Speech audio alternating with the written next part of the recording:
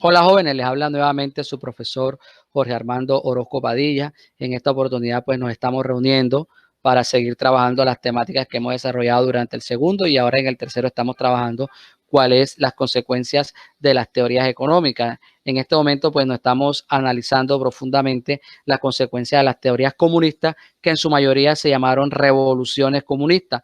La clase anterior pues tuvimos la oportunidad de analizar la Revolución Rusa y en esta oportunidad vamos a tener la posibilidad de analizar la Revolución China.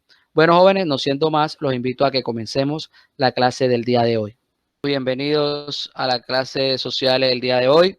Para el día de hoy, pues vamos a continuar con la temática que hemos venido desarrollando durante el segundo y el tercer periodo, que son las consecuencias de las teorías económicas.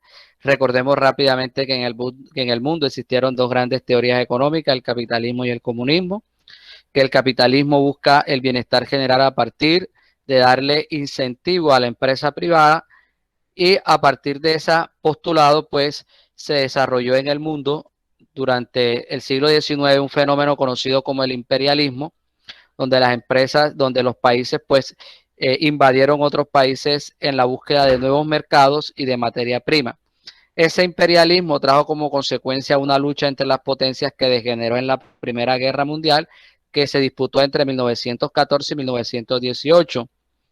Como consecuencia de la Primera Guerra Mundial, se generó una gran crisis económica en 1919, conocida como el crack. Esa crisis económica generó inflación, generó sobreproducción y sobre todo generó desempleo.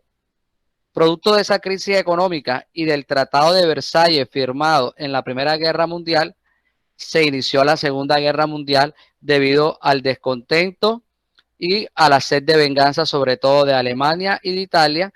Esta Segunda Guerra Mundial fue terrible y se disputó entre 1939 y 1945. Eso por el lado del capitalismo. La clase anterior, pues recordemos que comenzamos a analizar las consecuencias de la aplicación de las teorías comunistas. Recordemos que el comunismo es la teoría económica que cree, que considera que el bienestar general se debe conseguir a partir de que el Estado se haga con el control de los medios de producción, es decir, el Estado sea el dueño de todas las empresas, por tanto, todas las empresas tienen que ser públicas, no pueden existir empresas privadas. En ese orden de ideas, si el Estado es el dueño de todas las empresas y de todos los medios de producción, el Estado es el que produce todos los bienes y servicios que tiene un país y es el mismo Estado el que le va a proporcionar esos bienes y servicios a las personas según las necesidades de cada quien, ¿ya? Sin embargo, esto no es gratuito.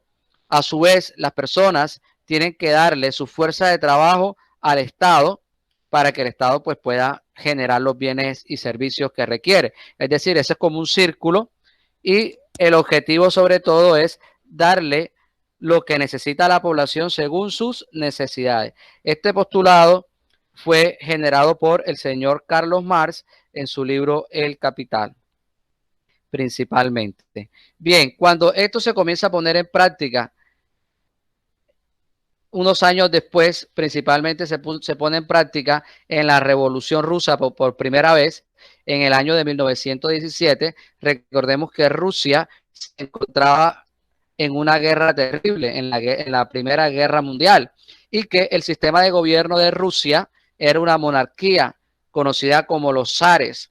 El rey de Rusia se le llama el zar, y el zar de esa época era el zar Nicolás Romanov, era la dinastía de los Romanov, que tenía 300 años gobernando a Rusia.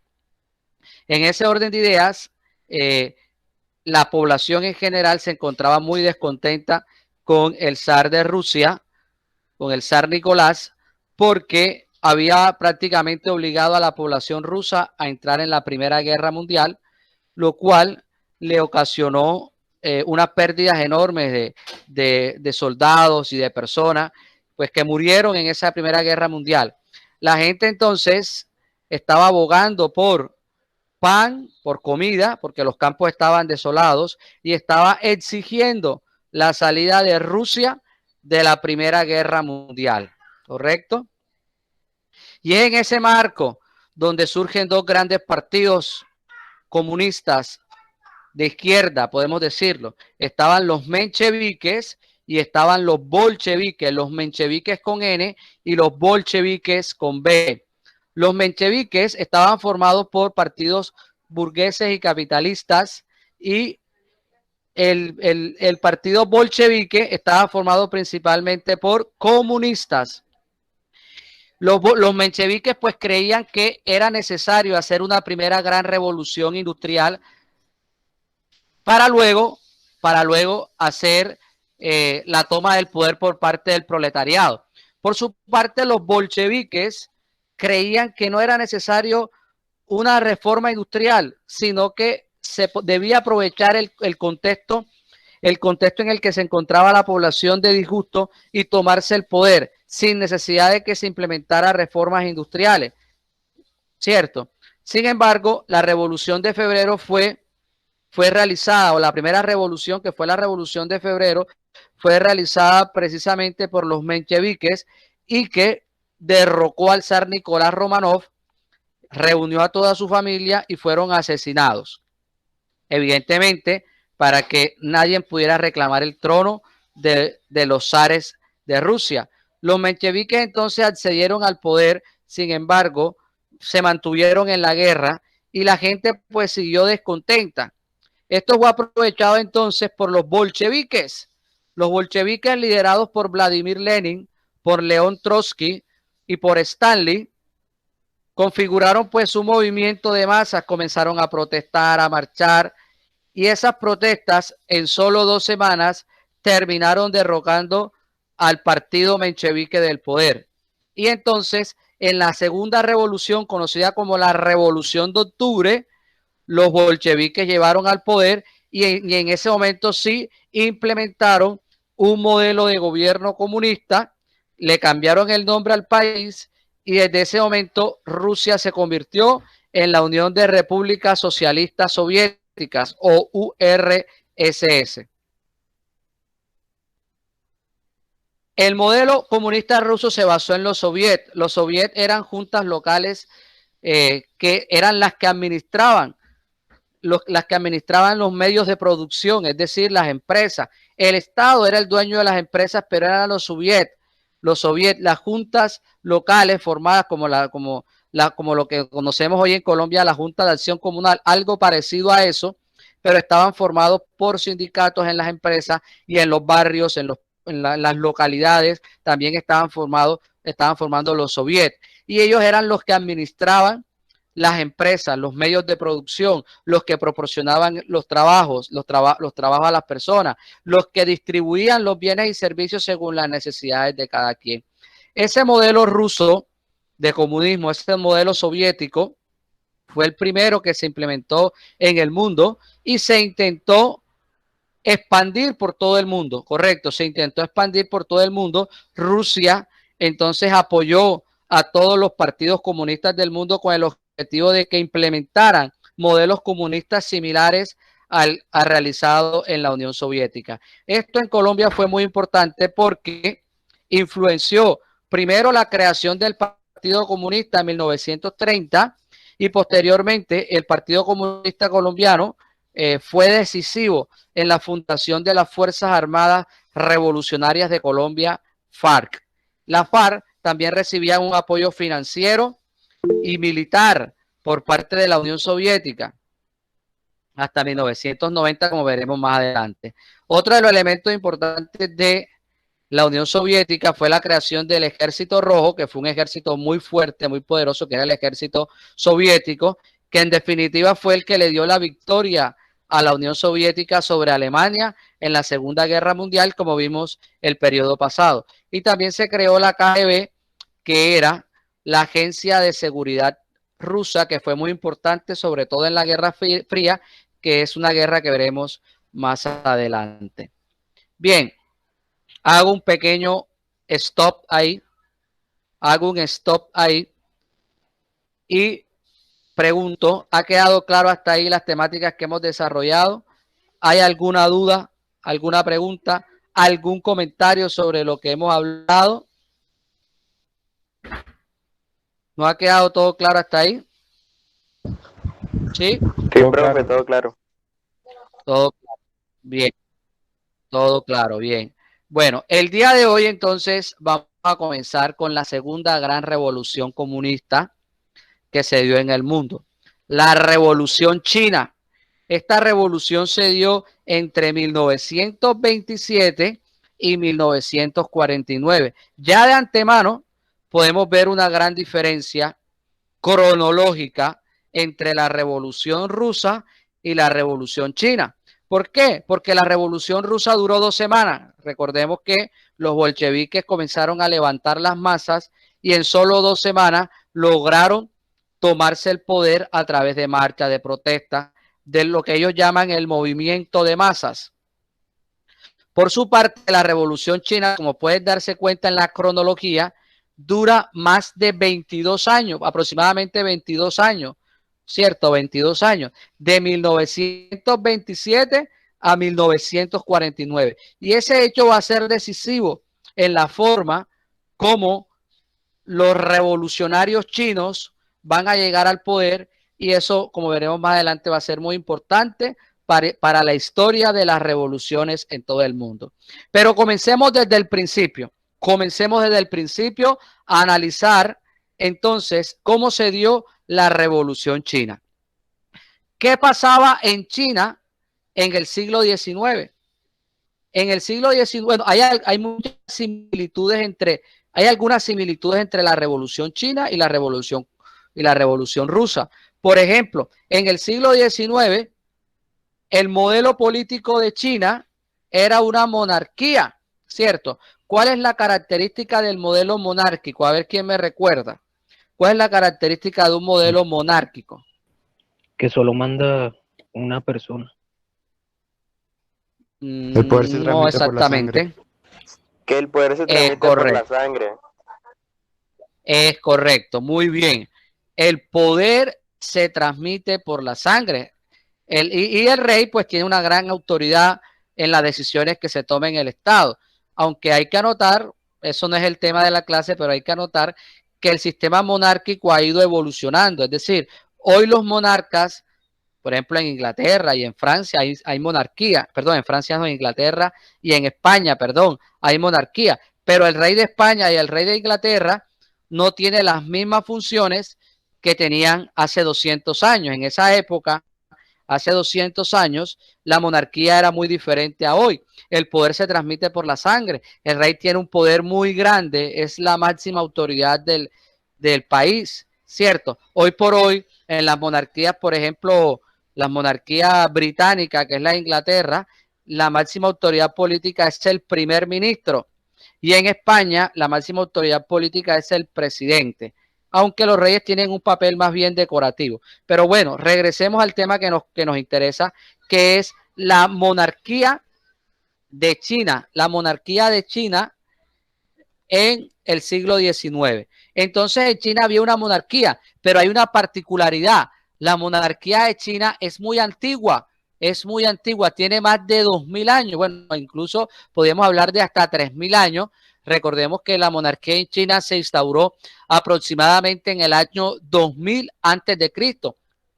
Los estudiantes que estuvieron conmigo en sociales en sexto, que trabajamos China, pues de pronto se deben acordar de ese modelo, de esa dinastía que se instauró en China, hacia el año 2000 antes de Cristo. Y pues tenía muchos años, es una monarquía muy, muy antigua, ¿ya?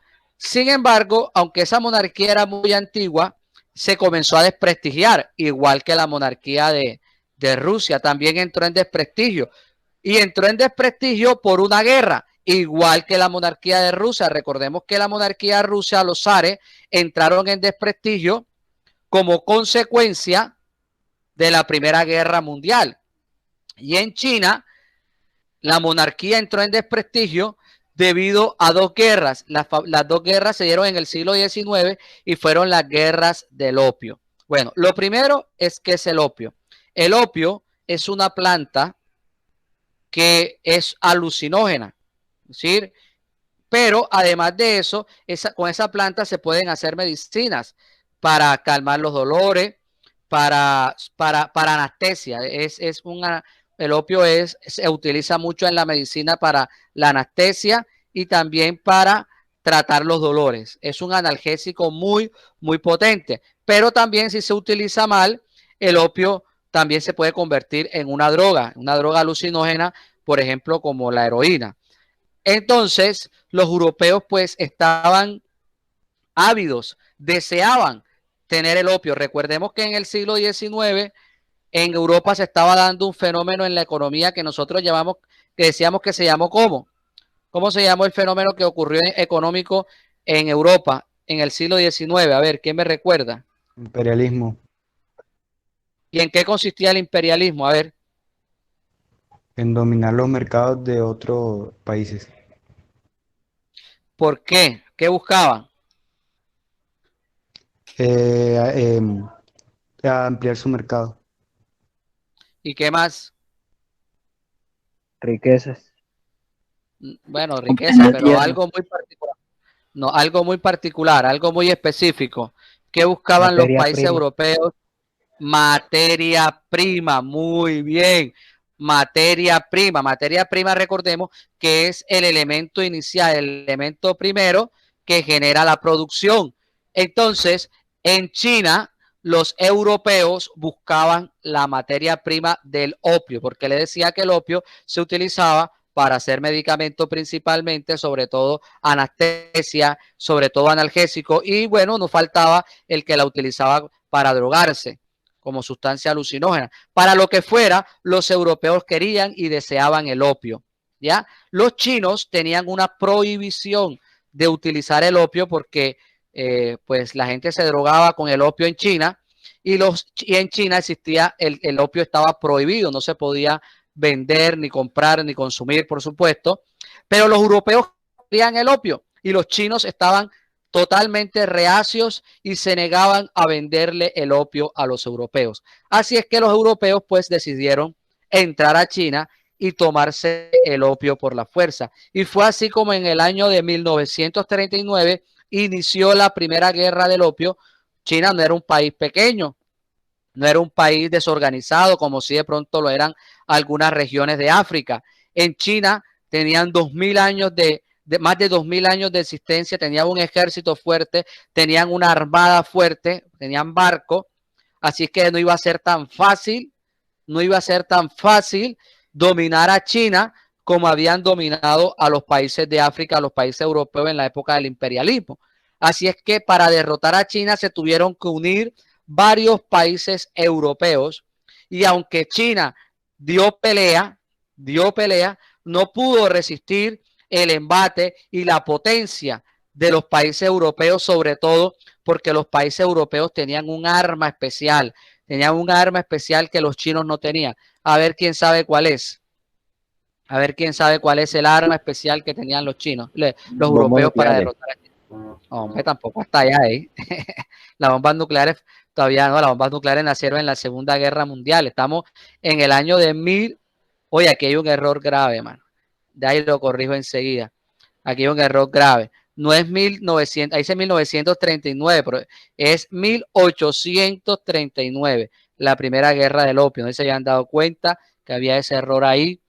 1939, y es 1800. 1800. Yo sí me di cuenta, sino que para no pasar pena. No. Ajá, entonces, ok. Ahora sí, 1830, porque ya 1900 estamos hablando de la Segunda Guerra Mundial. Recordemos que la Segunda Guerra Mundial comenzó en 1939.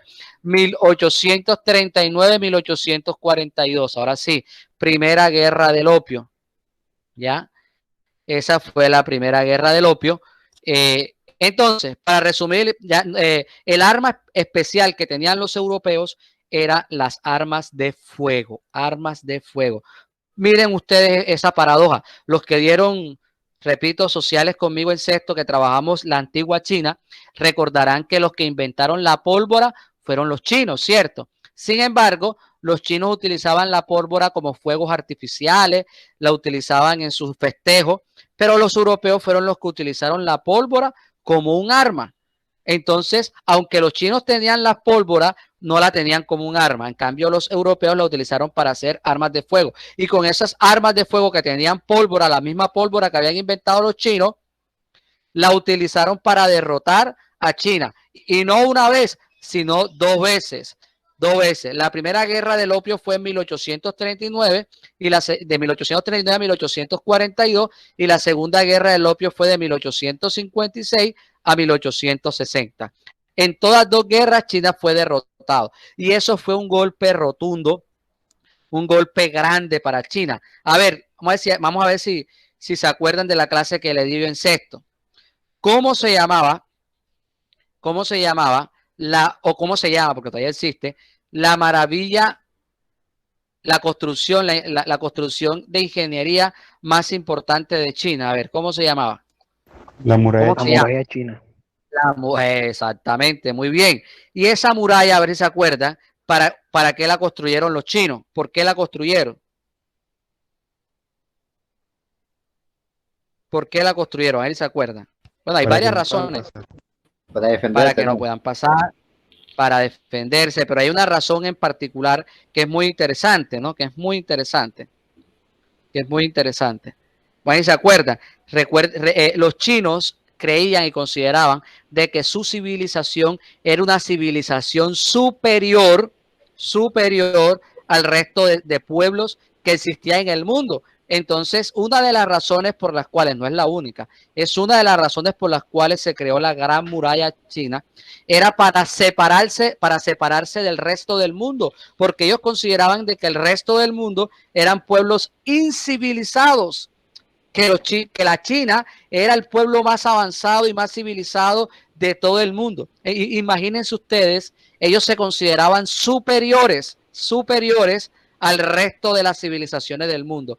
Y aún así fueron humillados, no una, sino dos veces por las potencias europeas. Y eso fue un golpe moral, un golpe terrible para los chinos, para la gente de China, porque se sintieron humillados, porque ellos se creían más que los demás, ¿cierto? Y entonces eso fue un golpe a la moral para la China. Es como si nosotros, que somos colombianos, que nos creemos superiores a nivel futbolístico, nos coja, por decir algo, un país como República Dominicana y nos meta 5 goles, ¿verdad, loco? Eso nos golpea en el ego, ¿cierto? Nos golpea en la moral jugando fútbol. Bueno, algo parecido, pero ya a nivel político, sucedió en China. Los europeos, que los chinos consideraban de que los europeos eran inferiores a ellos, los derrotaron una y dos veces, los humillaron. Y eso llevó a que la gente de China se sintiera inconforme con el emperador, porque al rey de China, al monarca chino, se le conocía como el emperador chino. Y es así como comienza a moverse, la gente comienza a moverse y a buscar un cambio de gobierno. Bueno, pasó bastante tiempo porque la última guerra del opio terminó en 1860. Pasaron que casi 50 años después la gente pues se sentía todavía inconforme con ese modelo de gobierno que tenía China, la monarquía. Y entonces se creó un partido político. Ese partido político se llamó el Kuomintang. Ojo con ese nombre, Kuomintang. El Kuomintang es el partido nacionalista chino y es de orientación capitalista, es decir, es un partido burgués liderado por los burgueses. Recordemos que los burgueses, la clase social que ostenta su riqueza a partir del capital, a partir del control de los medios de producción, de la fábrica y de las empresas, ¿cierto? Entonces, el Kuomintang era un partido nacionalista chino, pues que quería modernizar el país, no solamente a nivel político, sino también a nivel económico, a nivel tema republicano, obviamente cambiando al rey por un modelo presidencialista, y además a nivel económico pues quería modernizar el país a través de un proceso de industrialización, y entonces en el año de 1911 se da la primera gran revolución en China. Fíjense que fue algo parecido con lo que sucedió en Rusia. Se dio una primera revolución y esa primera revolución fue liderado por un partido capitalista, un partido de derecha, un partido de los burgueses, que fue el Kuomintang, Partido Nacionalista Chino. Lideró entonces, implementó pues la primera revolución en China. Y entonces China pasó de ser una monarquía a convertirse en una república, la República de China, correcto. Bien, vamos entonces apenas por ahí, por ese primer golpe que dan los burgueses en China, tumban al rey e imponen un modelo capitalista, un proceso de industrialización a China. ¿Alguna pregunta hasta ahí? ¿Alguna duda? ¿Alguna duda hasta lo que hemos dado de la Revolución China? ¿Nos ha quedado eso claro? ¿No ha quedado claro? Sí, ¿Hay alguna pregunta? Todo claro, bien. Avanzamos entonces. Bien. Entonces, hasta 1911, en China se había instaurado la República China. La República China se había instaurado en 1911, repito, liderado por el Kuomintang con K, que era el Partido Nacionalista Chino, partido de la clase burguesa. Pero resulta y pasa que en el mundo, en el año de 1917, ocurre un hecho histórico sin precedentes hasta ese momento. ¿Qué pasó en 1917 en el mundo, en Europa específicamente? 1917. ¿Qué Primera pasó? Guerra Mundial. No, ya sí, obviamente estamos en la Primera Guerra Mundial, pero ¿qué pasó en 1917? ¿Qué se inicia en 1917? Lo acabamos de dar. La Revolución Rusa. La Revolución Rusa. La Revolución Rusa.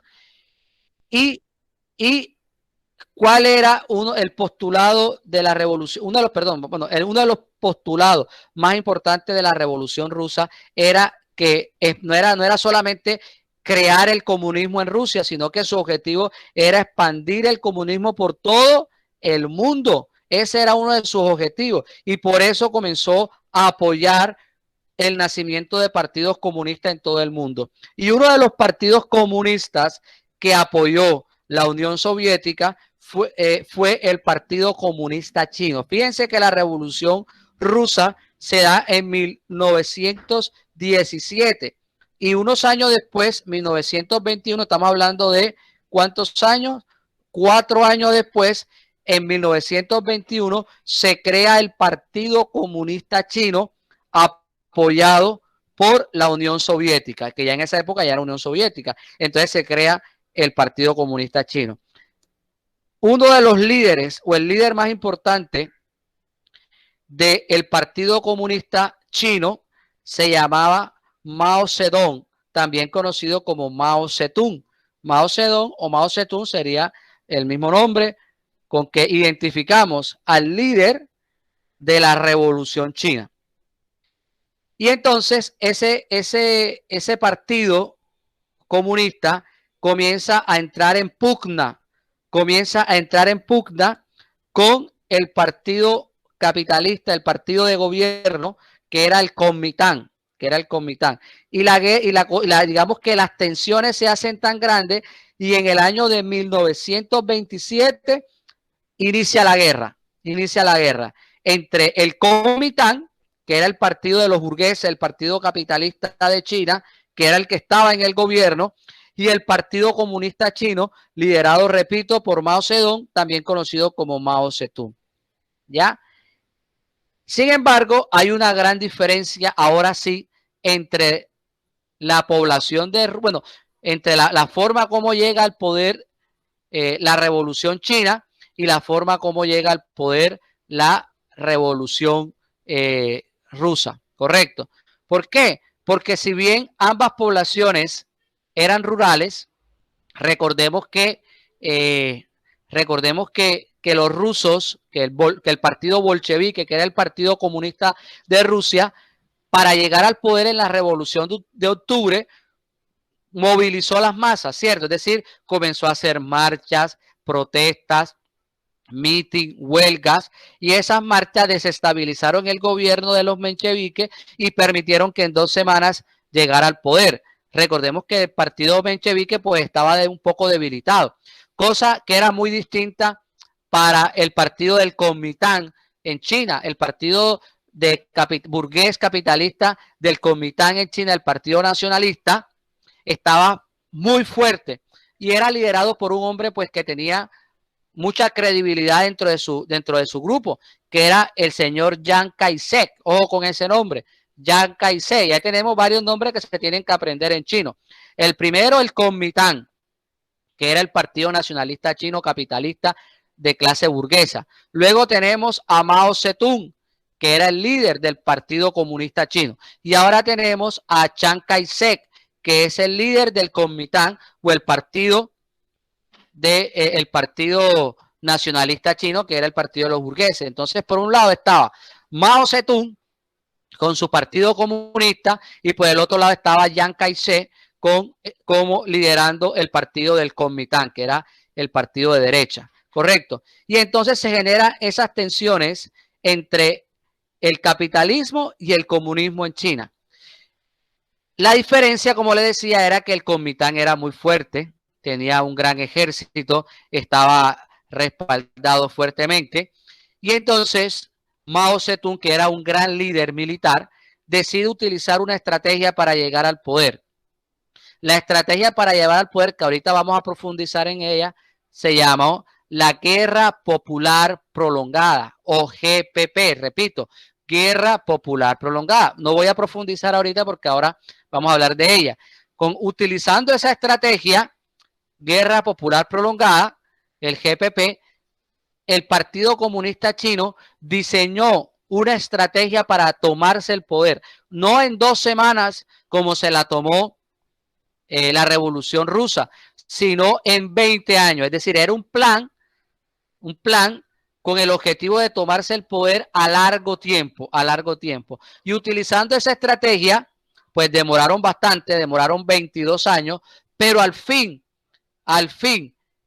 después de 22 años de guerra, en el año de 1949, los comunistas liderados por Mao Zedong derrotaron al gobierno de Chiang Kai-shek, el gobierno del Kuomintang, lo derrotaron e instauraron en toda China la República Popular China, que era el gobierno comunista. Pero a Chiang Kai-shek y al Kuomintang no lo derrotaron del todo. Una parte de él huyó, el Kuomintang y Chiang Kai-shek huyeron de China, lo que se conoce hoy como la China continental, huyeron a una pequeña isla que se llama Taiwán, no sé si la han escuchado, la isla de Taiwán, y ahí en la isla de Taiwán, pues fundó, siguió el gobierno chino, la China nacionalista, ¿cierto? Ahí creó. China hoy está dividido en 2 países, la China continental, que es la China más grande, la China popular, la China comunista, y la China que está en la isla, ¿cierto? La China que está en la isla, que es Taiwán, que es una China capitalista, que es Taiwán, la China capitalista, ¿ya? Allá se conoce como República de China, ¿ya? La República China y está la República Popular China. Bien, pregunta hasta ahí. ¿Cómo se divide China? Que no lo entendí. China quedó dividida en 2. ¿Por qué? Porque los revolucionarios comunistas, repito que estaban en una guerra con el Kuomintang, que era el partido de derecha, ¿cierto? Ellos lograron expulsar al partido de derecha, al partido capitalista del continente de China, y el Kuomintang, el Partido Nacionalista Chino, se montaron en un avión y huyeron a una isla, una pequeña isla cerca de China que se llama Taiwán, ¿ya? Que se llama Taiwán. Y en esa isla Taiwán, pues implementaron un gobierno capitalista. Entonces, hay un pedacito de China que es una isla que se llama Taiwán, que aún sigue siendo capitalista. Y el resto de China, que se encuentra en el continente, es la famosa China continental, es la China comunista, es la China que nosotros conocemos. Es el país que conocemos nosotros de China. Y hay una pequeña isla allá que se llama Taiwán, que hacía parte de China. Ellos prácticamente se han independizado de China y crearon, por decirlo de alguna manera, un país nuevo que es la República Democrática de China. Ellos la llaman así, República Democrática de China, que es un país, como te decía, que es capitalista, ¿correcto? ¿Sí te quedó claro ahí? Sí, profe, gracias. Listo. ¿Hay alguna otra pregunta, algún otro comentario? Profe, una preguntita. Cuéntame. ¿Por qué se dice que China es comunista si, si su economía es capitalista y su explotación también? O sea, no es una contradicción. Muy bien. No es como una contradicción, es como decir, pues Colombia ser un Estado social de derecho, es socialista, simplemente porque tiene sindicato. Entonces, como que ahí China es una vaina y toda extraña. Muy bien, muy bien, mi querido amigo Chucho. Lo que pasa es que cuando se inicia, o sea, se da la revolución, China se convirtió en una China comunista, es decir, muy semejante al modelo político ruso, estatalizó todas las empresas. Lo que pasa es que China va a comenzar un gran cambio, es hacia los años 1975, 1980, es que se va a dar el cambio, correcto, es que se va a dar el cambio. Después de la muerte de Mao Zedong, cuando muere Mao Zedong y llegan al poder otros líderes políticos en China, es que va a comenzar a darse un gran cambio, y es que va a comenzar a mezclarse, como tú bien dices, el modelo capitalista con el modelo comunista, ¿ya? Es por eso que hoy China es la economía más fuerte del mundo. Para los que no saben, ya la economía más fuerte del mundo no es la norteamericana. No, la China la ha sobrepasado, pues hace ya unos 3 o 4 años, la economía de China ha sobrepasado a la economía norteamericana. ¿Pero por qué? Porque los chinos han tenido una mezcla entre la economía comunista y la economía capitalista. ¿Por qué? Porque ellos se dieron cuenta del gran problema del comunismo. A ver, nosotros cuando analizamos el comunismo y el capitalismo, reflexionamos sobre cuál era el principal problema del comunismo, por qué el comunismo fracasó en la mayor parte de los países que lo implementaron. A ver, ¿quién me recuerda? ¿Cuál fue ese problema? ¿Quién me recuerda? Porque no, ¿Cuál fue la causa? no alcanzaban ¿Sí? no alcanzaban los recursos para todas las personas. No es más o menos, pero no exactamente. ¿Cuál fue la causa por la cual el comunismo fracasó en la mayor parte de los países que lo implementaron? A ver, eso lo analizamos en la clase cuando hablamos del comunismo. Lo que buscaba es saciar, o no sé, satisfacer todas las necesidades básicas del hombre, o sea, la educación, Sí. salud, vivienda, canasta básica y cosas Sí. así. Y hubo un momento en el que la Unión Soviética o el comunismo no podía satisfacer todas esas necesidades. Correcto, muy bien. Efectivamente, los chinos fueron visionarios, fueron comunistas, pero fueron visionarios. Se dieron cuenta de que ese problema iba a suceder, de que era imposible para un Estado controlar, bueno, podía controlar todos los medios de producción, pero poder a producir todos los medios de producción para abastecer todas las necesidades de las personas, ¿cierto? Era prácticamente imposible. Entonces, los estados comunistas decidieron, como era imposible, pues abastecer pues todo lo que la gente quería, pues decidieron abastecer lo básico, lo necesario: la salud, la educación, la alimentación, la vivienda, los servicios básicos, lo fundamental, ¿cierto? Pero habían cosas que no era básico, que no era fundamental, pero que la gente lo quería, que la gente quería estrenar algo, una camisita, festejar, meterse una friita. Entonces, el Estado no te va a patrocinar que tú hagas una fiesta, el Estado te patrocina la educación, el Estado te patrocina la salud, pero el Estado no te va a patrocinar que te metas tronco de pea y hagas una cipote fiesta, no, eso no te lo va a patrocinar el Estado. Entonces, el inconformismo comenzaba a crecer, y en la China de los años 70 y 80 se dieron cuenta de eso. Y entonces, ¿qué hicieron en China en los años 70 y 80? Privatizaron todo lo que tiene que ver con el sector industrial y comercial de China, ¿ya? Todo lo que tiene que ver con la producción de manufactura, de bienes, de ropa, de comida, electrodomésticos, todo eso en China se abrió, se permitió que fuera privado, que empresas privadas se apoderaran de eso, pero China se quedó con los sectores que generaban más riqueza, el sector industrial, el sector energético sobre todo, siguió controlando la salud, siguió controlando la educación, ¿cierto? Las fábricas que generaban más riqueza siguieron siendo controladas por el gobierno chino. El campo, la producción agrícola, siguió siendo controlado por el Estado chino. Entonces, esa unión permitió que entraran empresas capitalistas en la parte de la manufactura en China. Y entonces, ¿qué pasa en China? Como el modelo es comunista, la mano de obra, ¿cómo es en el modelo comunista? A ver, ¿quién me recuerda? ¿Cómo es la mano de obra en el modelo comunista?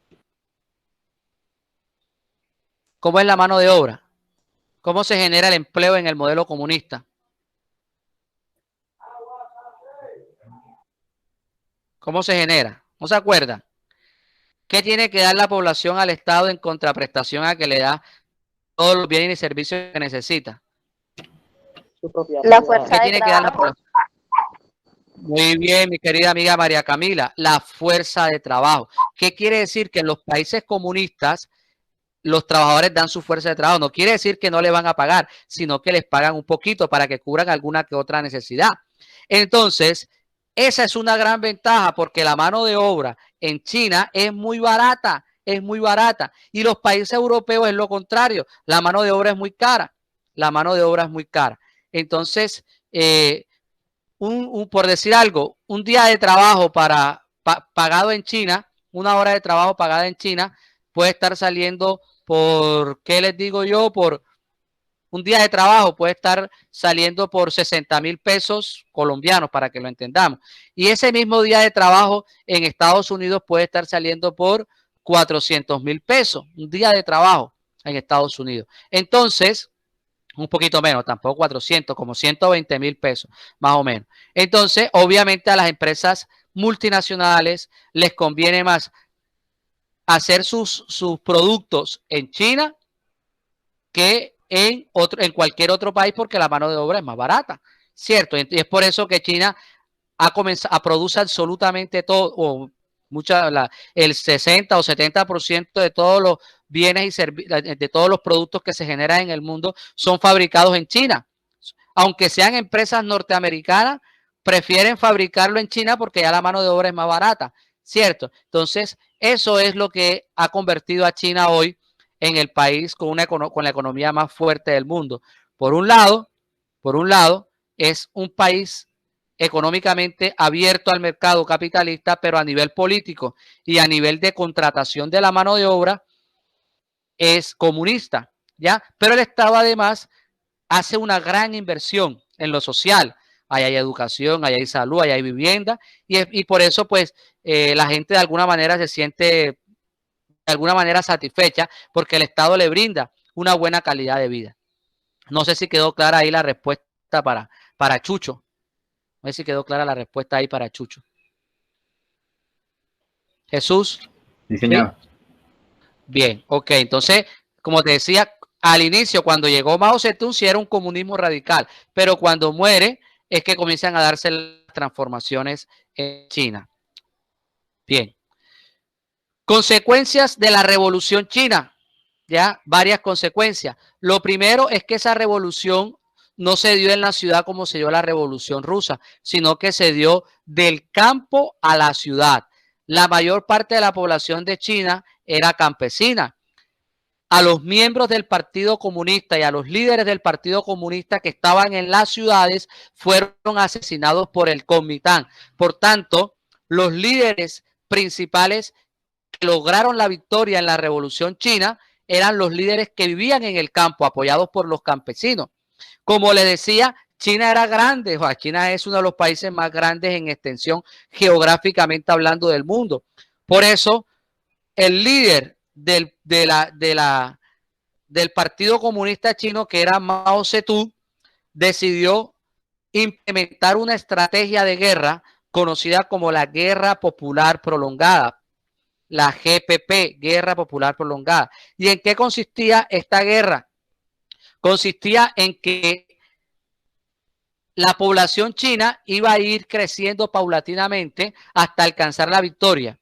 La primera parte se llamaba guerra de guerrillas, es decir, el ejército chino era muy fuerte, era muy grande, y los campesinos eran grupos pequeños que no se podían enfrentar directamente con el ejército.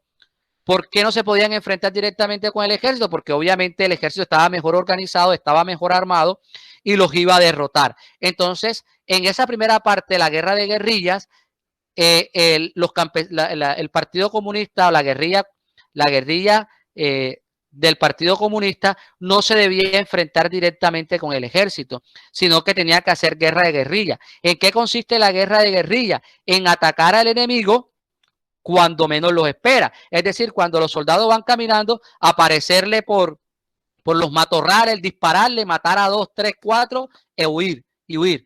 Ya cuando ellos quieran reaccionar, ya han ido los guerrilleros porque no querían una confrontación directa, porque obviamente no podían enfrentarse directamente contra un ejército bien armado y organizado. ¿Y eso con qué objetivo? Eso tenía un objetivo. La guerra de guerrillas tiene un objetivo y es debilitar al oponente. El oponente es más fuerte que tú, no te puedes enfrentar directamente. Entonces, ¿qué haces? Haces la guerra de guerrilla. Te escondes en la noche cuando estén durmiendo, entras, le tiras una granada y matas a 5.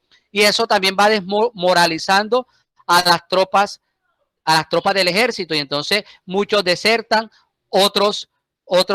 y va disminuyendo la fuerza. Cuando ya a la vez que van disminuyendo la fuerza del enemigo, la guerrilla se va convirtiendo ya en un ejército, es decir, cada vez se va a hacer más grande. Entonces, mientras el ejército va haciéndose más débil, las guerrillas van fortaleciéndose y haciéndose más fuertes.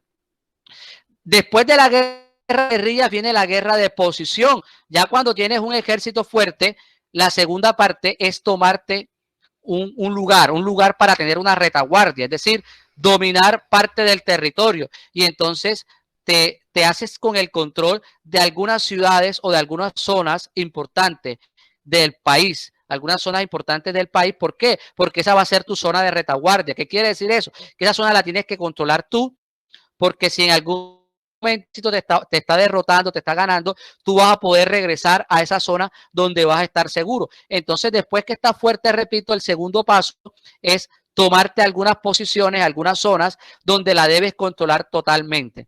Y ya la última parte, que es la guerra de movimiento, ya cuando ya tienes algunas zonas controladas, entonces vas a hacer una guerra de movimiento. ¿Qué es una guerra de movimiento? Y es que te vas a mover ¿hacia dónde? Hacia la capital del país para tomarte la capital. Cuando ya tengas la capital, obviamente ya tienes el poder. Bien, fíjense ustedes cómo es esa estrategia que se divide en 3 partes y comienza desde que son pequeñitas las guerrillas hasta que se toman el poder. Esa fue la estrategia creada por Mao Zedong para llegar al poder. ¿Cuánto se demoró para cada una de esas 3 fases para llegar al poder? Se demoró 22 años. Hay algo importante a notar, que la guerra entre el Kuomintang, que era el partido, repito, nacionalista chino, el partido capitalista, y el Partido Comunista Chino, inició en 1927 y se extendió hasta 1949, que es cuando ganan los comunistas. Pero entre 1938 por ahí hasta 1945 hubo, digamos que un pacto entre los dos. ¿Por qué? ¿Qué pasaba entre 1939 y 1945? A ver, ¿quién se acuerda? ¿Qué sucedía en el mundo entre 1939 y 1945? Segunda Guerra Mundial. La Segunda Guerra Mundial. Muy bien. Oye, estos pelados están picantes, están bien. Se nota que el profe Jorge le da clase.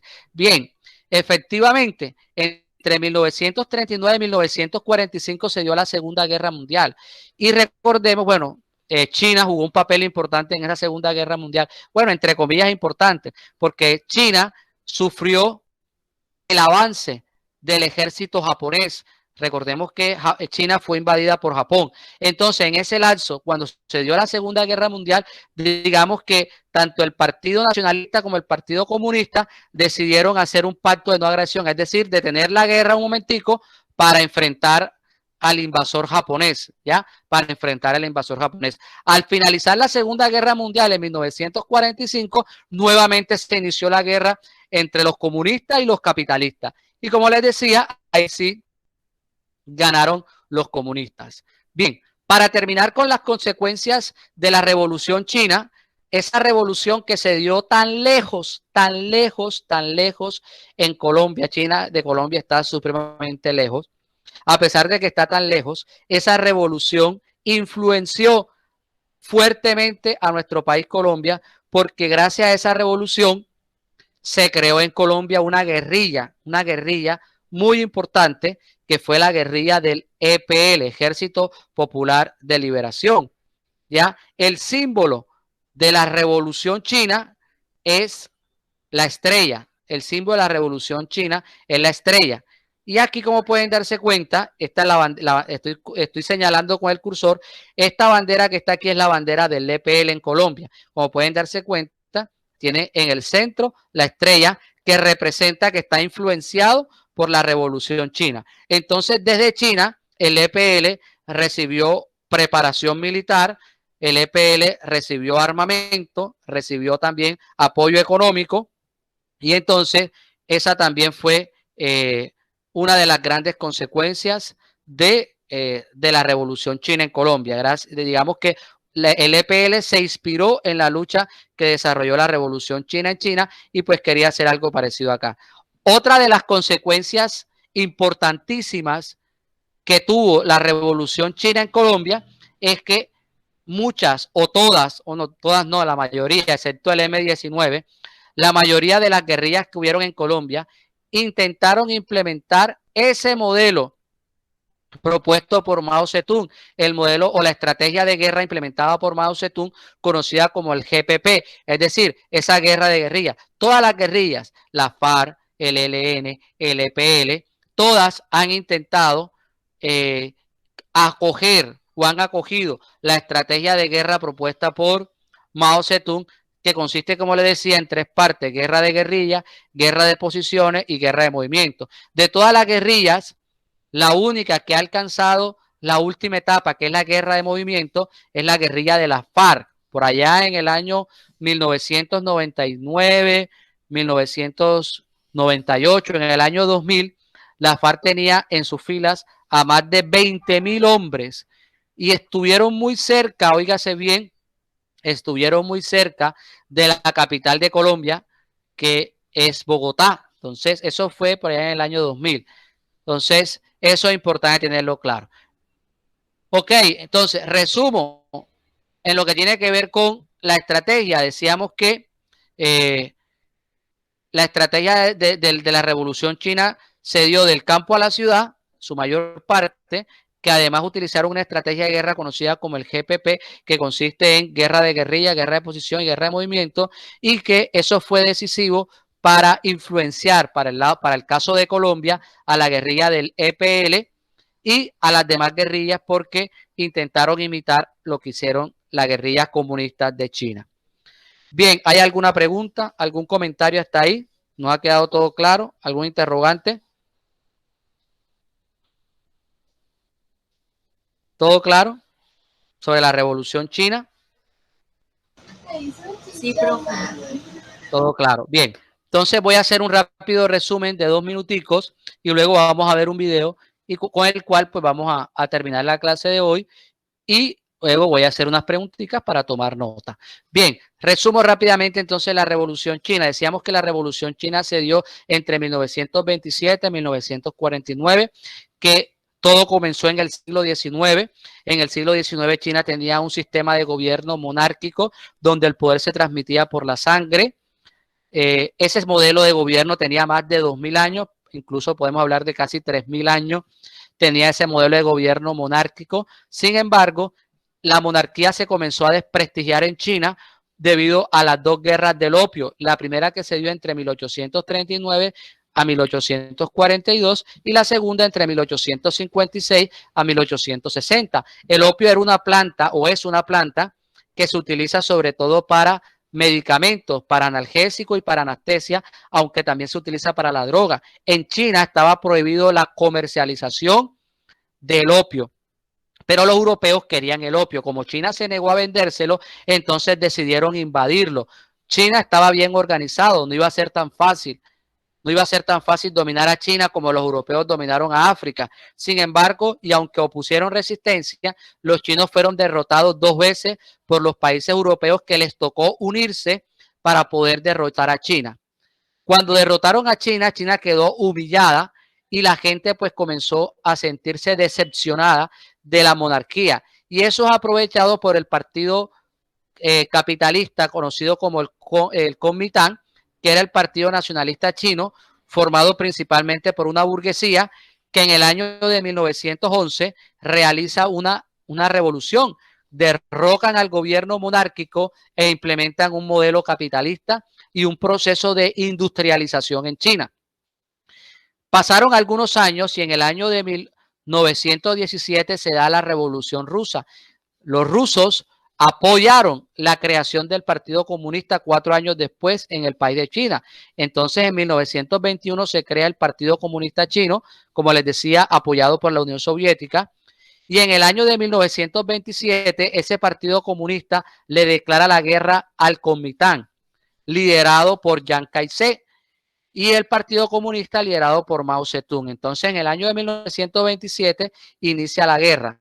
Y aunque duran 22 años, finalmente en el año de 1949 los comunistas derrotan a los capitalistas y se instaura la República Popular China en 1949. Las principales consecuencias es que esta revolución que se dio en China se dio, a diferencia de la rusa, se dio del campo a la ciudad y se utilizó una estrategia de guerra conocida como la Guerra Popular Prolongada, que consistía en 3 pasos. Una guerra de guerrilla que se utilizaba para debilitar al ejército. Cuando ya se fortalecía esa guerrilla y se convertía en un ejército, pasaba a la guerra de posiciones, donde dominaban unos territorios de retaguardia, y luego de la guerra de posiciones comenzaba la guerra de movimiento. Como su nombre lo indica, se mueven hacia la capital, donde se toman el poder e implementan el modelo comunista. Esta teoría y esta estrategia de guerra comunista fue importante porque influenció la creación de una guerrilla en Colombia conocida como la guerrilla del EPL. Hoy esa guerrilla ya no existe en su mayoría. Esa guerrilla se desmovilizó en el año de 1991 con la Constitución de 1991. Pero además de eso, la estrategia de guerra propuesta por Mao Zedong fue luego utilizada por casi todas las guerrillas de Colombia. Bien, ese fue el resumen de la Revolución China. Para terminar, los invito a que veamos un video sobre la Revolución China. Para ver el video, ok, jóvenes, estamos ya dando por terminada la clase del día de hoy. Espero que haya sido una clase productiva, que hayan tenido la posibilidad de saldar todas sus dudas. El día de hoy pues tuvimos la posibilidad de conocer a profundidad la Revolución China, conocer el contexto histórico en el cual se desarrolló y las particularidades de esta revolución, la forma como accedieron al poder y por supuesto las consecuencias que esa Revolución China generó en todo el mundo, pero especialmente en Colombia, con la creación del EPL y con la estrategia militar que desarrolló, cuál fue la Guerra Popular Prolongada. Bueno, jóvenes, espero que verlos en una próxima oportunidad. La próxima clase pues vamos a desarrollar vamos a hablar sobre la Revolución Cubana.